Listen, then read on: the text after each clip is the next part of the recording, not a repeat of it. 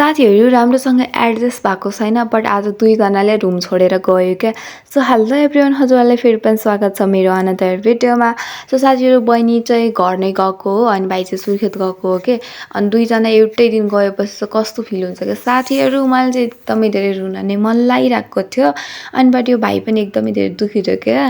I don't know why, but ऊ चाहिँ एकदमै धेरै दुखी थियो। अनि बहिनी चाहिँ एक्साइटेड थियो, ऊ चाहिँ खुसी हुँदै गयो। अनि अब चाहिँ हामी दुईजना मात्र छ रुममा, अनि चारजना बसेको। अब दुईजना मात्र हुँदा I am so sad guys. मलाई त्यो रुममा जान नि मन छैन क्या। अनि यहाँ महाराज आफ्नै दुनियाँमा हुनुहुन्छ फ्री फायरको। अनि साथीहरू यो चाउचाउ मलाई यति धेरै मनपर्छ कि ओ माई गस, जति खाँदा पनि मलाई पुग्दैन के। अनि हामी दुईजनाले यो चाउचाउ खायो अनि मलाई कस्तो नराम्रो लागिरहेको छ कि मेरो यति धेरै क्युट भाइ के हो। मैले जे भन्यो त्यही मान्ने है। मैले यति धेरै ज्ञानी के साथीहरू, म एक्सप्लेन गर्न सक्दिनँ कति धेरै ज्ञानी छ भनेर। अनि गयो के हो।